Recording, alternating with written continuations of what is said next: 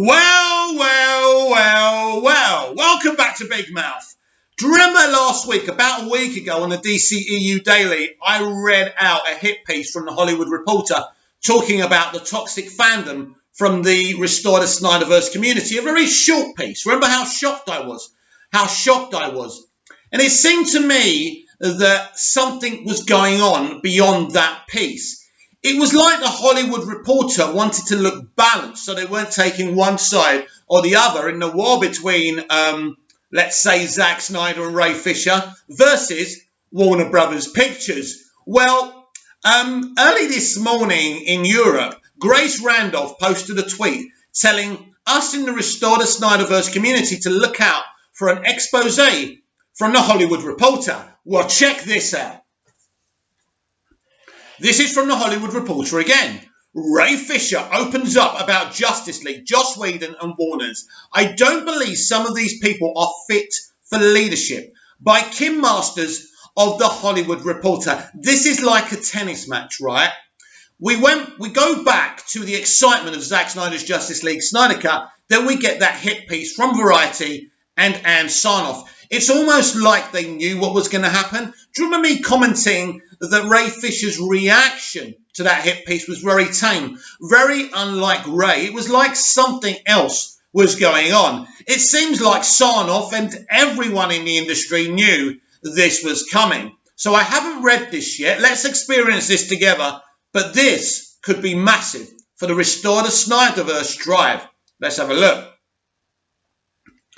Over the past year, the actor has assailed the filmmaker and studio in harsh but cryptic tweets for what he says was racist and inappropriate conduct.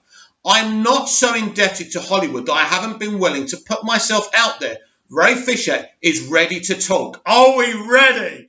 Oh my God. If I had hair, it would be standing on its end after just that. Right, let's have a look. Ever since June 2020, when he fired off a tweet accusing Joss Whedon of gross, abusive and unprofessional, completely unacceptable conduct on the set of Justice League, the 33-year-old has used social media and a series of interviews to lob serious allegations of racist behaviour and a cover-up at Warner Brothers. For Fisher, who plays Cyborg in the film, the issue is no longer so much what happened on set in 2017 after director Zack Snyder was replaced by Joss Whedon, though he's ready to explain that too. His unrelenting focus in recent months has been the way executives, first at the Warner Film Studio and then its parent Warner Media, handled allegations raised by himself and others. Warner Media has previously said that remedial action was taken as a result of its investigation, but has not elaborated. A spokesperson tells THR that for privacy and legal reasons, our policy is not to publicly disclose the findings of the results of an investigation. But actually, it doesn't hurt anyone if you actually come out publicly and say, well, these are our findings. Who does it hurt? If someone has conducted in improper conduct, don't they deserve to be put out there? We know that Whedon and the rest of them were being investigated anyway. But why were they being investigated? Because an actor with a small CV pushed for it and pushed for it hard. In other words, he's the hero here. And he got the investigation he wanted, but it seems to him and all of us that a cover-up was beginning. And he and we were right. Catherine Forrest, a former federal judge who conducted the Warner Media probe, tells THR in a statement that in interviews with more than 80 witnesses, she found no credible support for claims of racial animus or racial insensitivity. A Warner Media spokesperson notes that the company made extraordinary effort to accommodate Mr. Fisher's concerns about the investigation and to ensure its fullness and fairness, and has complete confidence in the investigation process and Forrest's conclusions. Of course they've got confidence in it because it went their way. They were never going to allow one of their companies to be exposed as racist. But what have they got to say about Zack Snyder alleging that two actors of colour were going to be wiped off the Snyder Cut, right? And if it wasn't for Zack, Harry J. Lennox's character, who is Martian Manhunter, John Jones, wouldn't have been in it either. And we already know an inexperienced actor of colour, a theatrical actor, who was playing John Stewart, one of the Green Lanterns, one of the most iconic characters in DC, was actually forced off the film from a decision from Warner Brothers, whether it be Warner Brothers Pictures or Warner Media. That is, of course, outrageous. Fisher was raised by a single mother and his grandmother in Lawnside, New Jersey, a community that he notes was the first self-governing black municipality, I can't read that, sorry, north of the Mason-Dixon line. He says he felt a new sense of urgency to speak out when the pandemic hit and the Black Lives Matter protesters took to the streets. To Fisher, who had few screen edits playing the half-man, half-machine Cyborg, the first black superhero in the DC film universe, was both a huge career break and a major responsibility. Justice League was released in 2017, the year before Marvel broke ground with Black Panther. He was mindful that the film was overseen almost entirely by white executives and filmmakers, so it's very important to understand that Ray comes from a certain point of view. This is not just about what goes on at Warner Brothers or Justice League. This is political by him. You know, he's in a fight to create fairness and, you know, representation for black people in Hollywood. So we've got to understand all of it. This has got to be balanced, hasn't it? While Fisher has dropped details and named names outsiders have struggled to understand, how did Whedon incur his anger? Did Fisher really decline to participate in an investigation that was launched in response to his own complaints? As Warner's claimed in September, was Fisher fighting a righteous battle or a quick toxic one when he set out on a path that appears to have cost him a place in the DC film universe? ? Now, in many hours of conversation, Fisher tells his side. Much of his previous reluctance to spell out the story, he says, arose because he didn't and still doesn't want to expose the identities of others who shared their stories with him and investigators. I'm not looking to have any witnesses lose their jobs, he says, which is absolutely right. Those include some of who wouldn't seem to have any worries about job security, Gal Gadot and Jason Momoa. Others who were not involved with Justice League also spoke to Fisher and in some cases the investigators about experiences with Whedon and with Geoff Johns, who was the co-chairman of DC Films and the producer on the film. They include Charisma Carpenter, who recently wrote on social media of Whedon's alleged abusiveness on Buffy the Vampire Slayer, and individuals who have worked with Johns on Sci-Fi's Krypton. Wow, that's interesting. Fisher got Warner's to start an investigation more than 2 years after the first version of the film was released, but he soon found the process to be suspicious. The studio and its parent company seemed to be focused on protecting top executives, he says. The process moved in starts and stops, and when he felt forced to ramp up his public protest, the studio responded with what Fisher calls a deliberate smear. Warner maintains it has done everything necessary to address Fisher's concerns. He still wants an apology. In May 2017, Fisher was walking into a movie in New York when he got a call from Zack Snyder that left him stunned. Snyder was leaving Justice League, citing his daughter's suicide. Sources say Snyder was under enormous pressure at the time. The studio was unhappy with the reception and box office performance of his previous film, the bleak Batman v Superman, and with Justice League footage already shot, now insisted on a lighter touch. Warner's also asked Snyder to produce a 2-hour cut that he had wrenching time delivering, though eventually did. Ultimately, Snyder left, and Whedon, who had written and directed Marvel's The Avengers and had already been brought in to help brighten Justice League's tone, took to the helm. The Justice League that Fisher had signed up for was a far cry from the film that Whedon ended up finishing. Snyder had Fisher talk at length with a screenwriter, Chris Terrio, before there was even a script. Zack and I always considered Cyborg's story to be the heart of the movie. Terrio tells THR, he has the most pronounced character arc of any of the heroes, beginning from a place of despair and ending with a feeling that he's whole and that he's loved. And Terrio says he and Snyder took the portrayal of the first black superhero in the DC film universe very seriously, and quite right too. Adding with a white writer, and a white director, we both thought having the perspective of an actor of colour was really important. And Ray is really good with story and character, so he became a partner in creating Victor, referring to the character's given name. It's interesting, isn't it? Because when you see the Snyder Cut, you see how brilliant Fisher's performance is. But if he was involved in the story process, which he clearly was, I'd say well done. That's awesome. And what a great future in this industry he has when we can get all this done and we can get justice done. When new filming proceeded under Whedon, says Fisher, he came to feel that he had to explain some of the most basic points of what would be offensive to the black community. Wow.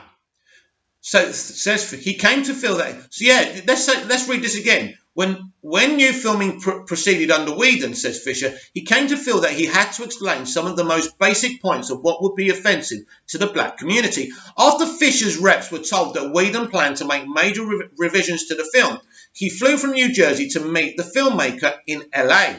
When the two met at a bar, Fisher says Whedon was tiptoeing around the fact that everything was changing. As he left the meeting, Fisher was handed the revised script, which he had read twice on the plane back.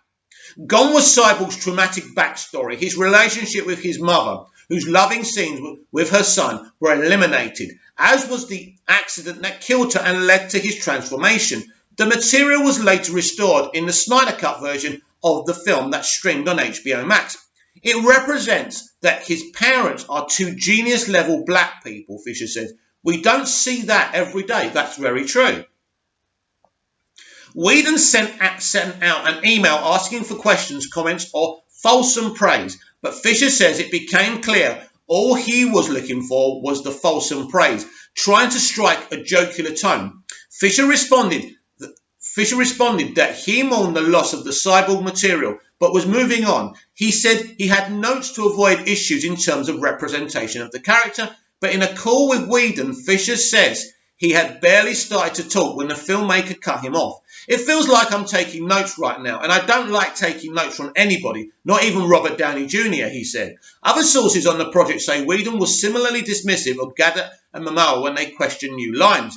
Whedon declined to comment for this piece. Well, that's no surprise, is it? That just proves guilt, doesn't it? You know, proves guilt.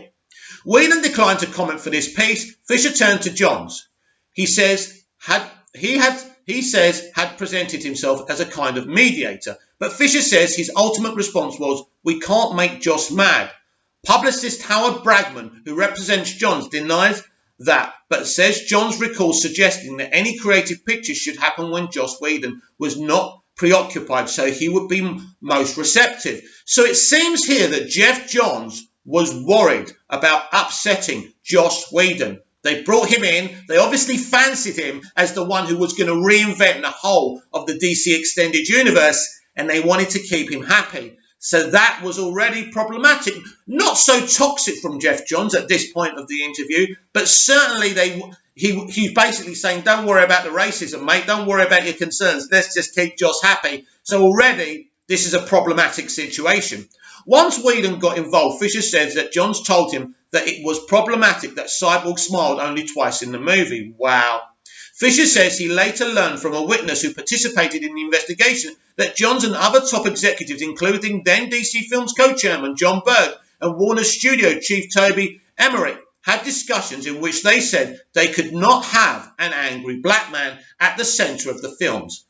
John's rep responds that once the chairman of the studio mandated a brighter tone for the film, all further discussions centred on adding joy and hopefulness to all six superheroes. There are always conversations about avoiding any stereotype of race, gender, or sexuality. So this is a good balanced article because they've got John's representatives coming back. So at least John's is not officially saying anything, but he's speaking through his mediator, his representative. Very interesting. So, you know, Johns is citing here that this is not just because Ray is a person of colour. This happens with everyone. But to say we don't want an angry black man on the production in the film, you know, that's not good. That's racist, however you frame it and however you look at it.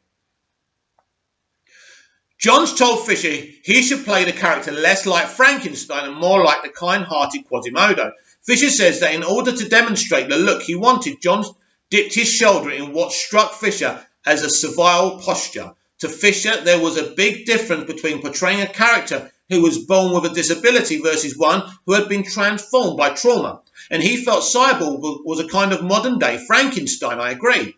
I didn't have any intention of playing him as a jovial cathedral cleaning individual. He says. Love the way Ray puts things. John's representative's response. Jeff gave a note using a fictional character as an example of a sympathetic man who is unhappy and has an inclination to hide from the world, but one whom the audience roots for because he has a courageous heart. But you did say the thing about the angry black man, so you can come back and clean up whatever happened when nobody was watching, right? That part is going to haunt Geoff Johns for the rest of his life. But they are responding here, so this is an interesting, balanced article. This is not just one-way traffic. But it'd be interesting how the author of this article frames things at the end. Fisher told Johns, it might be one thing for a non-black person to write a character for a comic, but it was another for a black actor to portray that character on screen. It was like he was assuming how black people would respond rather than taking the advice from the only black person. As far as I know, with any kind of creative impact on the project, Fisher says. Fisher says Johns did not yield. That was the last creative conversation about anything that Geoff Johns and I had. I knew I was on my own, Fisher says. Johns' rep denies that he ever dismissed any comments, adding that Fisher knew Johns, whose spokesperson requested that he be identified as Lebanese American, had what? Doesn't even make sense. Johns' rep denies that he ever dismissed any comments, adding that Fisher knew Johns, whose spokesperson requested that he be identified as a Lebanese American. Oh, right. Well, this is interesting. Had evolved traditionally all-white DC properties like Shazam, Justice Society of America, and others into diverse groups of heroes in this extensive work as a comic book author, a Lebanese American. So shall I just translate? Actually, I don't know my facts on that, so I won't say what I was going to say. But are Lebanese? This is interesting. What religion are Lebanese people? Maybe you can comment down below because I have my suspicions. Anyway. But basically, he's trying to say that he's from a minority the creator of these like titles, Shazam, Justice Society of America, and others, into diverse groups of heroes. So basically, they're trying to prove they're not racist. So as I say, a very balanced article. So, Justice League producer Chuck Roven, to you, it's Charles Roven, a veteran on DC superhero films dating back to Batman Begins in 2005, says, I fully empathise with Ray that his character art was significantly altered and shortened. I've also collaborated with Jeff over many years and found him to be a gracious and humble man. Jeff took it upon himself to put Cyborg in the Justice League comics in the first place and has written more about the character than any other individual, except for the creator. He loves the character of Cyborg. Wow. So Charles Roven, Chuck, is trying to play both sides here. This is interesting. All these tensions were playing out during an extremely stressful time at the studio. AT&T's $85 billion acquisition of Time Warner, which was announced in October 2016 but didn't close until June 2018, was still pending. Justice League was a $300 million proposition, and it was troubled. Warner's had not been able to match Disney's consistent success with Marvel movies. And the reason for that are reasons I cited yesterday on the DCEU Daily and many other days, right? Success with the Marvel movies. Fisher felt that some of the studio executives' decision making was driven by fear of losing their jobs. The tension only escalated when the issue of having Cyborg say "Booyah" arose. That phrase had become a signature of the character thanks to the animated Teen Titans shows, but the character had never said it in the comics or in the original script. Fisher says that Johns had approached Snyder about including the line, but the director didn't want any catchphrases. He managed the situation by putting the word on some signs in his version of the film as an Easter egg, but Johns' rep says the entire studio believed the Booyah line was a fun moment of synergy. Fisher says he doesn't see the word in itself as an issue, but he thought it played differently in live action film than the animated series. I can see where Ray's coming from here. And he thought of black characters in pop culture with defining phrases. Gary Coleman's "What You Talking About, Willis?" Jimmy Walker's "Dynamite," and as no one else in the film had a catchphrase, he says. It seemed weird to have the only black character say that. So you got to understand again what Ray's coming from. He's seeing this from the black angle, and he's a black man at the end of the day. And he doesn't just want to be yet another black character, executed by white Hollywood as the funny guy saying a funny kind of thing. So I understand where he's coming from. It's difficult. I'm not a black person. I'm not a person of colour. I'm a Greek Cypriot, and my parents are Greek Cypriot immigrants who came to the UK. But I don't know where he's coming from here because I am not a person of colour. So it's important that I'm respectful about these issues. And I haven't been in the past when it comes to Ray because I've been triggered, because I've been coming from the point of view of a DC fan that just wants to see these films and doesn't want any hassle. But now I'm fully on board for Restore the Snyderverse, and I have to listen to Ray's point of view. When reshoot's underway, Fisher says Whedon raised the issue again. Jeff tells me Cyborg has a catchphrase, he told him. Fisher says he expressed his objections and it seemed the matter was dropped until Berg, the co-chairman of DC Films and co-producer on the project, took him to dinner. This is one of the most expensive movies Warner has ever made, Berg said, according to Fisher. What if the CEO or AT&T has a son or daughter and that son or daughter wants Cyborg to say booyah? Oh my God.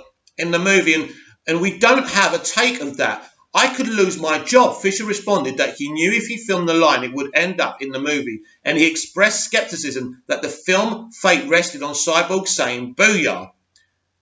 Yes, it's interesting. And have you actually ever spoken to John Stanky? Do you know if he has any children or grandchildren? No, Mr. Berg, you didn't, did you? But you were using that to intimidate Ray into saying something he didn't want. Again, right? To me and you, it's like, what's the big deal? Just say booyah, man. But to Ray, this was important. I think mostly it was also important because Zack didn't want it. And he was trying to protect Zack's vision, but he couldn't. No one could at this point. The lid had been flipped. But he shot the take. As he arrived on set, he says Whedon stretched out his arms and said, line from Hamlet in a mocking tone. Speak the speech. I pray you as I pronounce it to you, Fisher replied. Joss, don't. I'm not in the mood. As he left the set after saying just that one phrase for the cameras, he says. Whedon called out, nice work, Ray. Wow. So that's a passive-aggressive situation going on. Even before that line was shot, Fisher's agent had called Warner Film Studio Chief Emmerich to raise concerns about what was happening on set. After Fisher arrived in Los Angeles for additional photography in summer 2017, Johns asked him to come to the DC offices in Burbank. When they met in a conference room, Fisher said he had apologized to Whedon. Fisher said he had apologized to Whedon for his part in the conflict, which he had done in the hope of preventing a real rupture with the DC team. Johns responded that having agents call Emmerich was just not cool. Fisher recalls he said, I consider us to be friends, which he knew we were not, and I just don't want you to make a bad name for yourself in the business. Fisher took that as a threat. John's rep says he never made a threat but told Fisher that creative differences were not normally taken to the head of a film studio by any actor's agent. And this is what we're talking about. When they were all slaughtering poor Jason Keeler for breaking the release window, they were saying, this is not how things are done. Do you understand? It's doublespeak. Do things our way or we'll make things difficult for you. If you ever watched the show Dallas, these were the kind of threats JR made, right? Very, very toxic, right? And this is what Johns is doing to Ray here. Fisher was not the only Justice League star who was unhappy. Sources say Whedon clashed with all stars of the film, including Jeremy Irons. Wow, imagine clashing with that legend. And one Justice League star ended up taking her complaints not only to the head of the film studio, but also to the chairman of Warner Brothers. A knowledgeable source says Gadot had multiple concerns with the revised version of the film, including issues about her character being more aggressive than her character in Wonder Woman. She wanted to make the character flow from one movie to the next. Quite right too. Gal was absolutely justified there. The biggest clash, sources say, came when Whedon pushed Gadot to record lines she didn't like, threatened to harm Gadot's career, and disparaged Wonder Woman director Patty Jenkins. Wow. While Fisher declines to discuss any of what transpired with Gadot, a witness on the production who later spoke to investigators says that after one clash, Joss was bragging that he's had it out with Gal. He told her he's the writer and she's going to shut up and say the lines, and he can make her look incredibly stupid in this movie. Wow, nice guy. The problem is with this so far, right? And this is what I'm going to say to you. A lot of it is what we already know, right? Do you understand? And there's some new kind of meat on the bones. But thus far, I haven't really read anything. I mean, it's very bad, right? Right, where are we? Yeah, sorry. So I'm losing my place while I'm talking to you guys. But, yeah. But basically, so far, I haven't read anything that's good. You know, it's not the silver bullet yet. Let's carry on reading on. A knowledgeable source says Gadot and Jenkins went to battle, culminating in a meeting with then Warner's chairman, Kevin Tsujihara. Asked for comment, Gadot says in a statement, "I had my issues with Whedon and Warner Brothers handled it in a timely manner." Well, that's interesting. Eventually, after she had to go up the ladder. So it was okay for Gal to go to Tsujihara, but it wasn't all right for Ray to go to Toby Emmerich. You see? 3 months after Justice League hit theatres, Whedon exited Warner's Batgirl project. Batgirl is such an exciting project, and Warner's DC such collaborative and supportive partners that it took me months to realise I really didn't have a story, he said at the time. How could you not have a story? It's your life's work. It's what you've always wanted to do. This is a lie. You were pushed. You were pushed out. They knew what you did, and they didn't want to work with you anymore. That's the truth. When Justice League opened in November 2017, the film was panned. It has a 40% rating on Rotten Tomatoes and grossed a disappointing $638 million worldwide. Berg exited his job that December. Johns departed the following June. But Whedon was still part of the Warner Media universe in July 2018. A few months after he left Batgirl, HBO greenlighted his drama The Nevers straight to series. But in November 2020, just a couple of weeks before Warner Media said it had taken remedial steps after its investigation into Justice League, Whedon left the project too. HBO chief Casey Bloys has said there were no complaints about Whedon's behaviour on that series, really.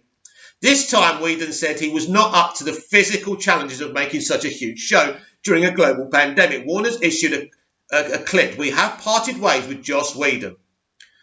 After Justice League, Fisher went on to play Mahershala Ali's son in the third season of True Detective. Oh, right, yeah. Which he calls a great experience. But in the coming months, he would hear fresh reports about what had gone on behind the scenes on Justice League, including the angry black man conversation and other allegations involving Johns. Two individuals who worked on Sci-Fi's Krypton TV series talked to Fisher about events that taken place on the series. Multiple sources tell THR that the show's creators were passionate about doing some non-traditional casting, and that Regé-Jean Page, who would go on to become a breakout star of Bridgerton, had auditioned for the role as Superman's grandfather. But Johns, who was overseeing the project, said Superman could not have a black grandfather. The creators also wanted to make one superhero character, Adam Strange, gay or bisexual, but sources say Johns vetoed the idea. If look, the main character in Krypton is white, right? Superman is white. So how is this going to work? I know kind of interracial mixings and things like that, you know, people, black people can have relationships and, have sex and, have intercourse with different people from different backgrounds. So I suppose it's a valid thing. But again, I can't call Geoff Johns out for this. I don't call this racist. The angry black man thing, I will say, yeah. But I don't think it's logical to want a character of colour to play Superman's grandfather. And I'm getting it now. Sorry, I didn't understand. So, yeah, basically, Callum, is it Callum Cuff who played Seg-El? So they wanted the main character to be a person of colour, And basically, Geoff Johns said no. Now, you can understand why Geoff Johns said no here, and I don't see this as racist, by the way. Said Superman could not have a black grandfather. The creators also wanted to make one superhero character, Adam Strange, gay or bisexual, but sources say Johns vetoed the idea. Personally, I wouldn't care if Adam Strange was bi or gay, but again, this is typical of Hollywood. Does it really matter either way? But anyway, it wasn't a big deal, but clearly Geoff Johns didn't want this to happen. Anyway, Geoff celebrates and supports LGBTQ characters, including Batwoman, who in 2006 was reintroduced as LGBTQ in a comic book series co-written by Johns, says Johns' rep in an email. Johns also pitched Warner as a developing television show around the first LGBTQ and led DC superhero television series, he adds. As for the role of Superman's grandfather, rep says Johns believed fans expected the character to look like a young Henry Cavill. And again, that's logical and right. I definitely think the casting for Seg-El was spot on. This is kind of the same issue. The writer of colour in the Superman and Lois writers' room was complaining that there wasn't enough black representation. But actually, Superman and Lois has got a variety of representation, right? So it can't just be people of colour being represented. But of course, Ray is looking from his own point of view, and I understand that. Several sources who spoke to Fisher around this time were willing to talk to Warner's investigator. Among them was writer Nadria Tucker. This is the Superman and Lois writer, right? Who tweeted Feb 24th, I haven't spoken to Geoff Johns since the day on Krypton when he tried to tell me what is and is not a black thing. Tucker tells THR that Johns objected when a black female character's hairstyle was changed in scenes that took place on different days. I said, black women, we tend to change our hair frequently. It's not weird. It's not a black thing, she says. And he said, no, it's not. I don't know why Johns objected to this. It's not a big deal. And, you know, a bit weird there. So I kind of take Nadria's side on that one. But on the claims about Superman and Lois not being, inclusive enough, I reject those accusations absolutely. Let's be clear here. John's spokesman says what were standard continuity notes for a scene are being spun in a way that are not only personally offensive to Geoff, but to the people that know who he is, know the work he's done, and know the life he lives. As Geoff has personally seen firsthand the painful effects of racial stereotypes concerning hair and other cultural stereotypes, having been married to a black woman who he was with for a decade. Oh my God! Ray! The guy was married to a woman of colour! And you're calling him a racist. Wow, although the angry black man thing isn't good. But the guy was married to a black woman. This kind of changes things for a decade. So that disperses the myth that Geoff Johns is racist.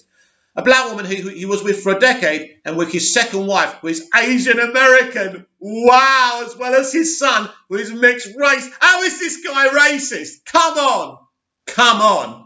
Oh, this is just not good, is it? I mean, if you're trying to create a narrative, Ray, this disperses everything, doesn't it? Anyway, by late June 2020, Fisher went public with his dissatisfaction of what he viewed as Warner's inaction for their part. Warner's sources contend that Fisher was being manipulated by Snyder. Now, this is interesting. Warner sources contend that Fisher was being manipulated by Snyder, who hoped to reclaim control of the DC film universe. Now, this is interesting. Now, you and I, no matter how much we love Zack and his movies, can't deny this or can't say it's true or lies. Obviously, Snyder does want backing and does want control of his movies, and there is a war going on right now. Whether we admit that or not, we know it. We know what's going on. Anyway, Fisher says that assertion that a black man would not have his own agency is just as racist as the conversations Warner's leadership was having about the Justice League reshoot. I've been underestimated at every turn during this process. That is what has led us to this point. Had they taken me as seriously as they should have from the beginning, they would not have made as many foolish mistakes as they did in the process. Snyder denies any role in influencing Fisher. So this is stuff we haven't heard before. Tweeting footage of himself praising Whedon at Comic-Con 2017, Fisher wrote, "I'd like to take a moment to forcefully retract every bit of this statement." His earlier words had been based on studio-supplied talking points, he says. In a subsequent tweet, he said Whedon's on-set behaviour had been gross, abusive and unprofessional, and completely unacceptable, adding he was enabled in many ways by Geoff Johns and Jon Berg. He did not elaborate. Berg told Variety it was categorically untrue that we enabled any unprofessional behaviour. He added that Fisher was upset about saying booyah, a well-known saying of Cyborg in the animated series. Now, Ray's even admitted he didn't want to say booyah. This is kind of true, isn't it? As Fisher continued to air grievances on social media in some interviews, he began to suspect that when he tweeted, the studio would put out an announcement to distract from his message on July the 1st. The day that Fisher tweeted about Whedon's behaviour, Deadline published an exclusive saying Warner's was making a live-action Frosty the Snowman movie with Aquaman star Jason Momoa voicing the iconic snowman. A few weeks later, Momoa pushed back in an Instagram post, "I just think it's fucked up that people released a fake Frosty announcement without my permission to try to distract from Ray Fisher speaking about the shitty way we were treated on Justice League reshoots. He wrote serious stuff went down. It needs to be investigated and people need to be held accountable. Warner say the untitled Snowman comedy remains in development." Now this is bullshit. Remains in... Right. Going to be brag here. I know what goes on in the industry. I work in the industry. I'm working for a television network here in Cyprus. I know what the term means, remains in development. Never gonna fucking happen. And I can put a stamp on my head, so every day you see me do a video, it's going to say, never fucking gonna happen. That's absolute bullshit. I'm trying to be balanced as I look at this, right? I'm trying not to be a biased person, because I think that's important with situations like this. This is very delicate. Anyway. In early July, Fisher spoke with Walter Hamada, who had taken the reins at DC Films. He says Hamada called Joss an arsehole and said, "I'm just looking to get past anything to do with Justice League. Joss isn't here anymore and I don't plan on hiring him again." But according to Fisher, Hamada said he did not believe Johns had done anything wrong. I don't know Jon Berg very well. I know Joss was difficult, but Jeff Ray, he's really getting dragged through the mud. And I'm sure you're getting your share of hate too. Fisher responded, "I'm fine with the hate because I know I'm telling the truth." He asked for an investigation. Later that month, the studio's HR department contacted Fisher. He says he spoke with two executives for about 2 hours. He adds that he offered specific allegations of abusive behaviour towards himself and others, and provided the names with some witnesses willing to be contacted. But he was wary, contingent that HR departments are often known to show more allegiance to employers than to complaining parties. He became even more suspicious, he says, when witnesses started telling him they had not been contacted. Fisher requested an independent investigator and asked SAG-AFTRA to have a rep with him in the process. And so I think that's a union, SAG-AFTRA. In mid-August, a Warner's HR exec told Fisher that an outside investigation has been approved, but his guard went up when the exec said, "We really like him, we've worked with him before." Oops. Still, Fisher tweeted that this represented a massive step forward. But when a Warner's veteran told Fisher not to trust the investigation, wow, if a particular studio exec was overseeing it because that person had previously helped sweep misconduct under the rug. When he spoke to the investigator, Fisher asked how many times he had worked for the studio. He declined to answer. Fisher asked who was overseeing the inquiry and said he would have an issue if it was an executive named by his contact. He still got a no answer. Feeling that the situation felt pretty dodgy, Fisher went no further. On August the 26th, the investigator provided a name, citing an attorney in General Counsel's office. When Fisher looked at the Warner Media website, he found this individual was the only black attorney whose headshot was visible. Wow. And in fact, the lawyer had nothing to do with the investigation. She handled matters for HBO, HBO Max, TBS and TNT. Fisher wondered if naming her had been a simple mistake or a ploy to lull him into a sense of security, with the idea that she might be on the same team as me simply by the way of her being a black person.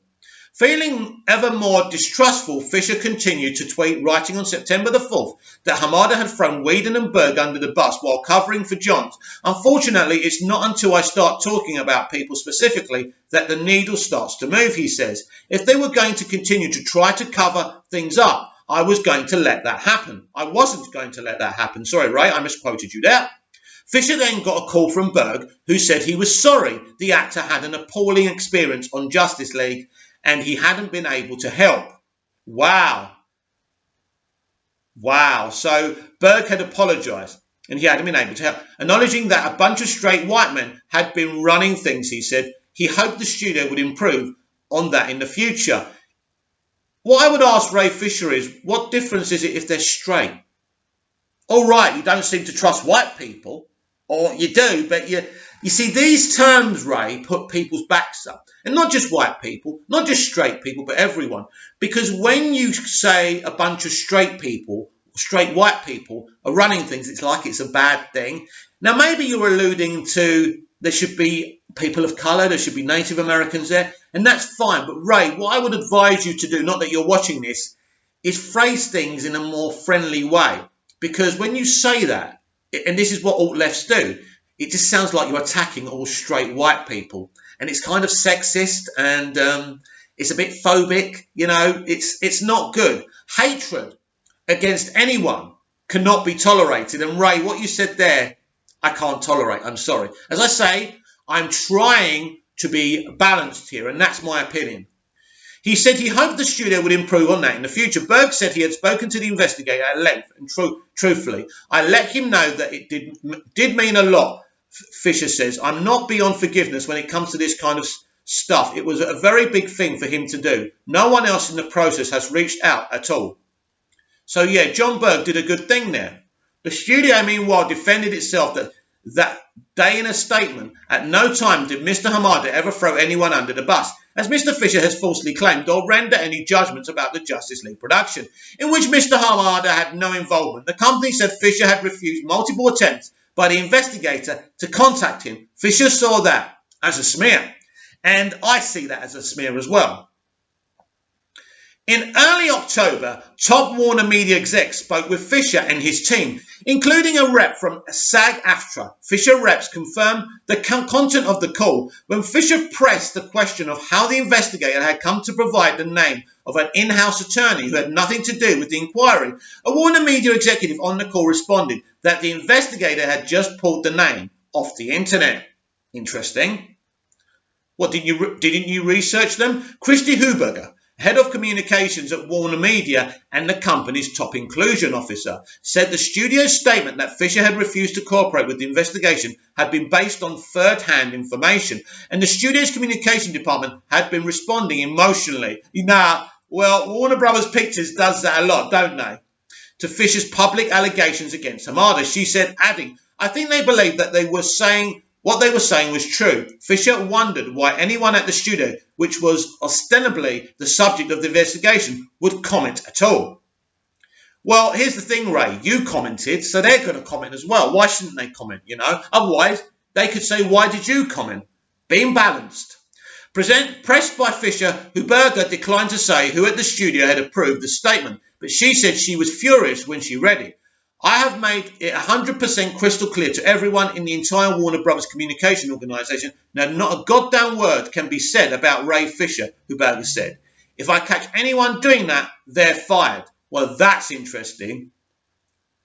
Fisher says he asked for an apology repeatedly in the weeks that followed. Warner Media kicked around some language that he felt should ultimately, Huberger told Fisher, I don't think that if people said something they believed was true, that there's an apology needed. Interesting. After the studio put out the statement accusing him of not cooperating, what Fisher calls the hit piece, he asked for another investigator. Warner Media agreed to bring in Forrest, who they told him had handled the investigation of ousted CEO Kevin Tsujihara. Fisher was initially optimistic, but says he again turned wary when Forrest, who is white. Yeah, it doesn't really matter if she's white or not, mate. But never mind, we'll carry on. Led with the fact that she was an Obama appointee. Still, exactly.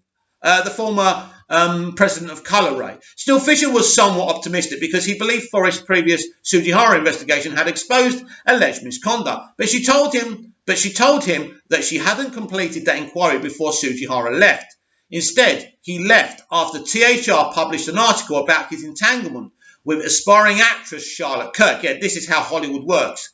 Once you expose them too much, they're gone. Initially, Fisher was told Forrest would work alongside the original investigator. He objected, and the original investigator withdrew. In December,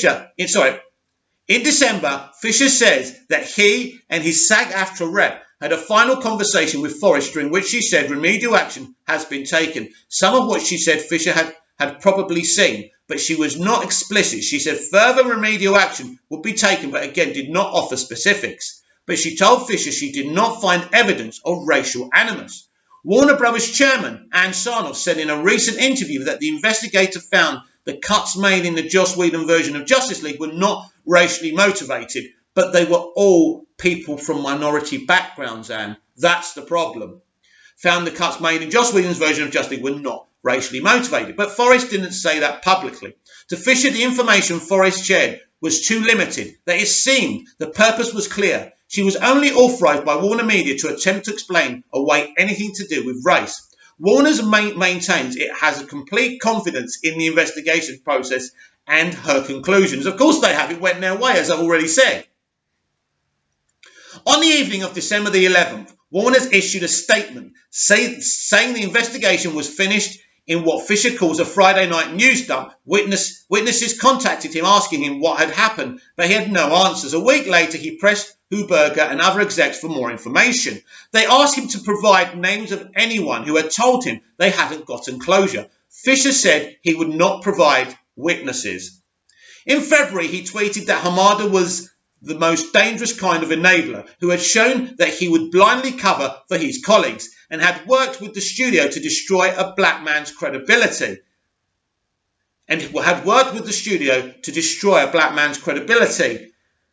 Whoa.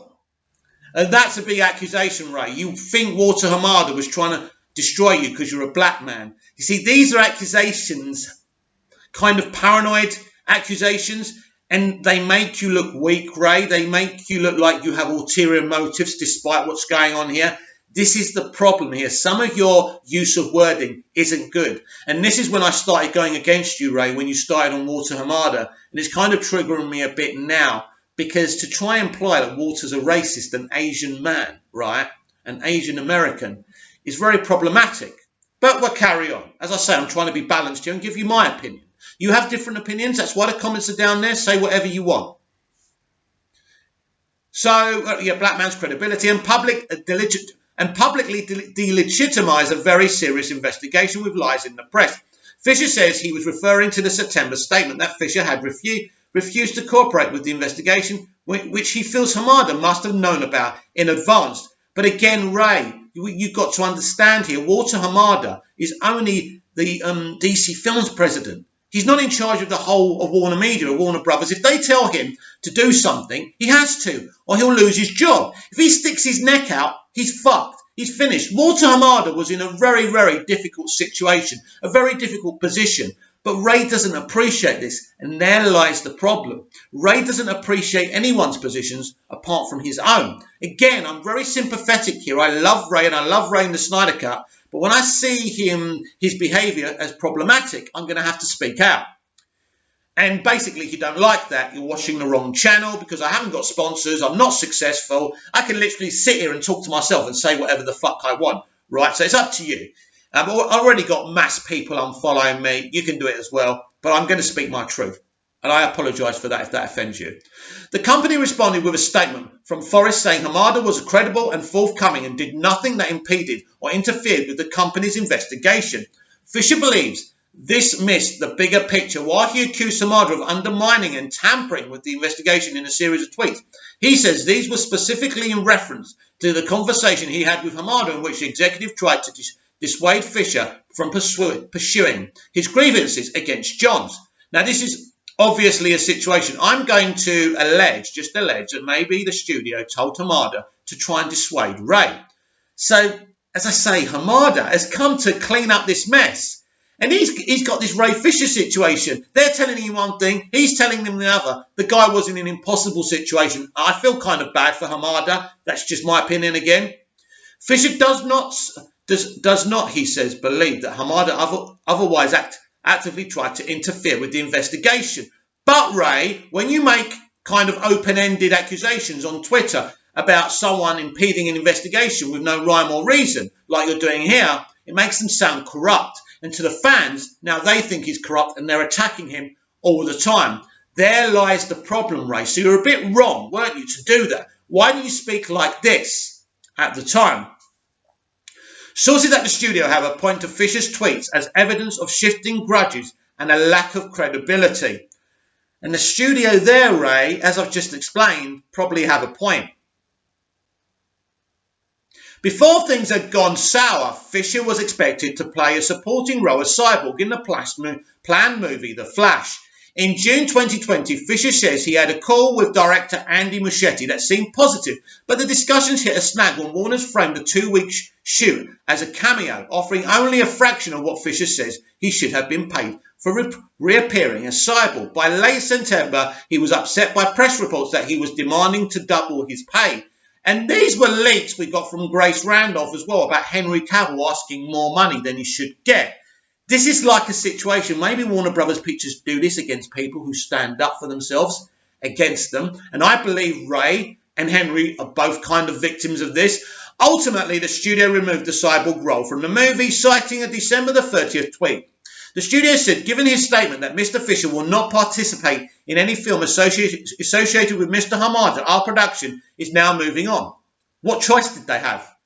Again, being balanced, what choice did they have? Fisher says he wasn't surprised. When I first spoke up, I assumed there was no way these guys would allow me to do my job in peace.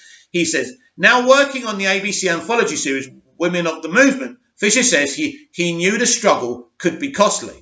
I'm not so indebted to Hollywood that I haven't been willing to put myself out there, he says. But he doesn't cover the point that he said he didn't want to work with any production that Walter Hamada was involved with. So how can you work on The Flash? Well, that's Walter Hamada's movie, basically, mate. So how can you work on it if you're going to refuse to work on anything that Walter is working on? That's what I've never understood. So I'm confused there, Ray. I'm trying to be balanced here to you. I'm afraid if this was a court of law, the opposition will be coming at you hard.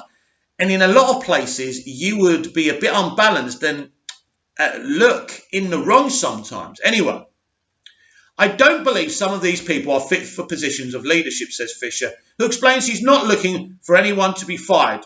Really? I don't want them exonerated from Hollywood, but I don't think they should be in charge of the hiring and firing of other people. But that's their jobs, Ray, so you do want them to be fired. Fisher knows he's not going to win that battle, but he feels a point has been made. If I can't get accountability, he says at least I can make people aware of who they're dealing with. So, that's the thing. That's the whole article. It's interesting in places. There's bits and pieces of stuff we haven't heard before. But this is the Hollywood Reporter, and it made sure it was a very balanced piece. Listening to Ray, getting stuff from Jeff Johns' representatives and other people's representatives. Listen, this article doesn't destroy Warner Brothers Pictures. It doesn't destroy the leadership of DC Films, President Walter Hamada. I think Walter was in a very difficult position. There were some wrongdoings in the production. I ultimately feel here that Ray's wording sometimes can come across racist to white people, straight white people. I don't know what am I. White? I'm Greek Cypriot. I've got a kind of I don't know what I am anyway, right? I'm not a man of colour, but my parents were both immigrants, right? They both were born in this country, Cyprus, and moved to the UK, and we were racially abused all the time at school, right? So I know what it's like to a point, right? Racial abuse, racial inequality isn't something that I support. But I think when I look at the whole thing and the main arguments, right, Whedon's behaviour in some points was intolerable. In the point of the Booyah thing, Zack didn't want that in the film. And maybe Ray was being loyal to Zack. I don't think Jeff and Joss wanting that in the film is a big deal. But Ray looked at it from a black person's point of view, and he didn't want to be the cutesy black person saying a phrase. But I don't believe that's the case. I think it's something that fans have grown to expect in the animated Cyborg stuff, and it would have been fun. Now, that wasn't the kind of movie that Zack wanted, but that was certainly the kind of movie that Sujihara, Jeff Johns, John Berg, and Joss Whedon was there to do. And really, in that situation, because he's not asked to break a law to say booyah, I think he just should have said it. That's my opinion. That's not popular. At the end of the day, my final opinion on this situation is, because this was an opportunity for Ray to slam dunk this and say, I know A, B, and C, I can destroy these people. Even with the accusations from Warner Brothers in the past that he's been manipulated by Zack. I don't know if that's true, and I don't know if that's not true. All I can tell you is Zack seems like a really nice, fair guy. But of course, Ray is fighting for Zack to get things back. I think this whole issue, this whole affair, has been a very, very ugly affair. And I can cite you what Warner Brothers Pictures says, sometimes as wrong, and sometimes what I can agree with what they say. And sometimes I look at what Ray Fisher says, and I can say you're right, and sometimes I can say you're wrong. So basically, this is like watching Coronation Street, seeing a couple of characters arguing, right? And you're just viewing it. I believe ultimately here, this is something that could have been sorted out a lot more easier. But as I said, this all goes back to the clusterfuck of the inception of the DCEU. Christopher Nolan didn't want to mold the clay. Christopher Nolan shouldn't have been involved from the very beginning. And Warner Brothers, maybe bringing Jeff Johns, whoever they wanted, to do their own DCEU. We wouldn't be here now. Now, as you know, I'm a big fan of Man of Steel and Batman vs. Superman, Dawn of Justice. But they were never going to accept what this man wanted to do. The mainstream media were never going to accept what this man wanted to do with the DCEU. The hardcore DC fans and the normies were never going to accept what this man wanted to do.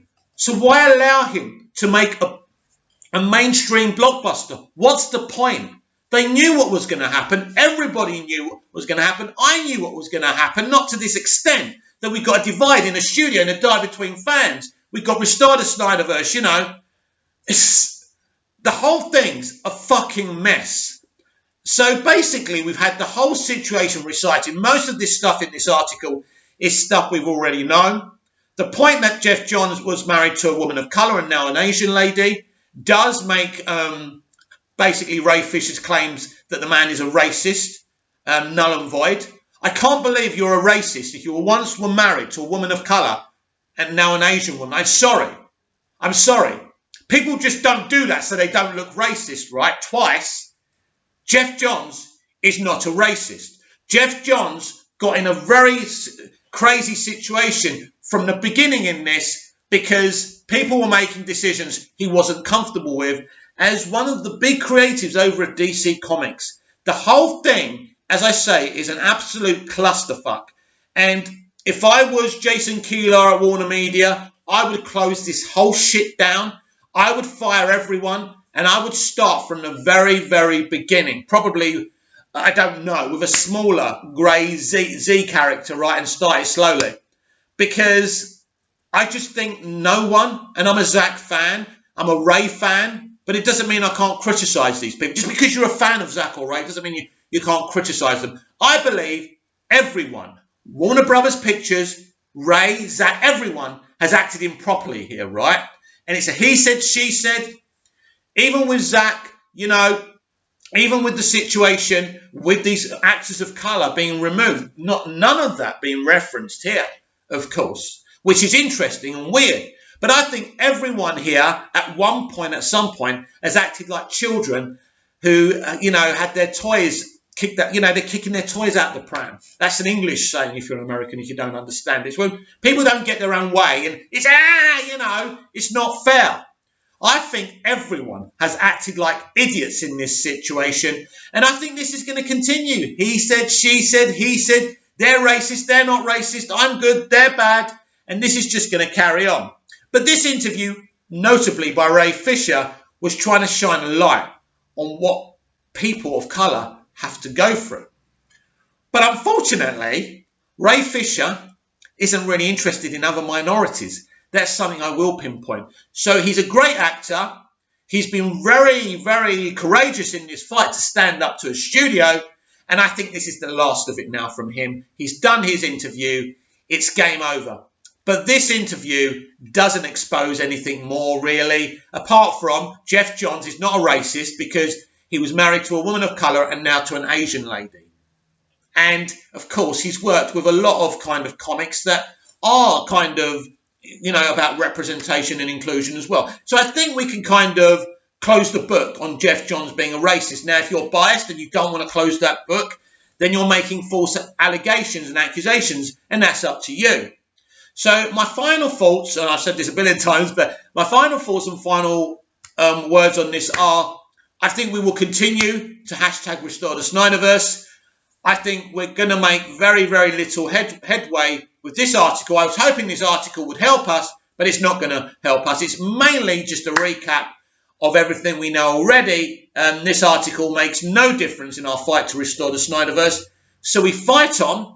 And if you're an all-round DC fan like me, I'm looking forward to the Central Universe. I'm looking forward to James Gunn's The Suicide Squad and next year 4 movies. I'm looking forward to them. But I do want the Snyderverse restored. But for now, I have 3 epic Snyder DC movies to enjoy. So for now, I will enjoy them. But what a mess. What an absolute clusterfuck. And what bad behaviour from everyone from all sides. Comment down below. Like, share and subscribe. And I'll be back later with the DCEU Daily. Or maybe you've already seen the DCEU Daily. I don't know. My internet's crap. I'll see you later. See you again soon.